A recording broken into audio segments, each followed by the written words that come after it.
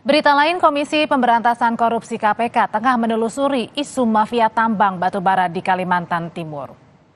Buntut pengakuan Ismail Bolong mengenai adanya setoran mafia tambang ke petinggi Polri, KPK tengah menelusuri dan meminta keterangan antara lain dari Dinas Energi dan Sumber Daya Mineral.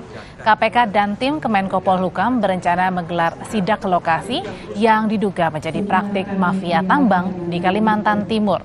KPK akan memproses hukum mafia tambang jika terbukti ada unsur pidana korupsi.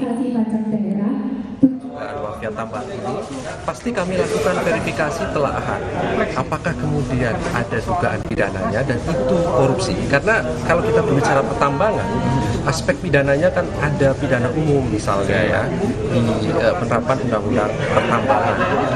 Nah, korupsinya apakah kemudian ada? Nah, ini yang perlu kemudian verifikasi dan analisis tentunya. Oleh karena itu tentu kan perlu analisis mendalam. Nah, itu yang kami lakukan, gitu ya.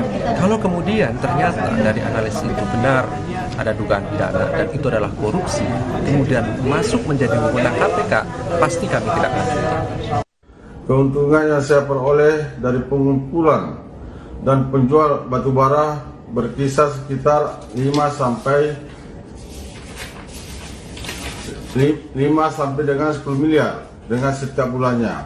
Terkait kegiatan yang saya laksanakan, saya sudah berkoordinasi dengan Kabareskrim, yaitu ke Bapak Kabareskrim Komjen Pol Agus Andrianto dengan memberikan uang sebanyak 3 kali, yaitu pada bulan September 2021 sebesar 2 miliar, bulan Oktober 2021 sebesar 2 miliar, dan bulan November 2021 sebesar 2 miliar.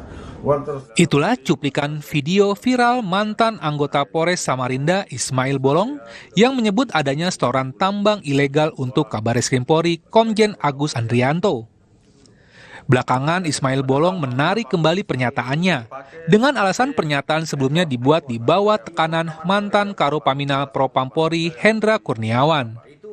Mohon maaf kepada Pak Kabareskrim atas kejadian viral di media sosial. Nggak pernah memberikan uang kepada Kabareskrim, apalagi pernah saya ketemu Kabareskrim. Ya, itu kita ditanya waktu itu ditelepon sama Pak Hendra berapa kali? Saya ditelepon 3 kali melalui HP, salah satu HP Paminal Mabes. Kamu harus baca bikin testimoni katanya. Ya. Saya tidak bisa bicara masalah itu, pasti Polda. Indonesia Police Watch meminta Kapolri membentuk tim khusus untuk mengusut dugaan setoran 6 miliar rupiah ke Kabareskrim Komjen Agus Andrianto.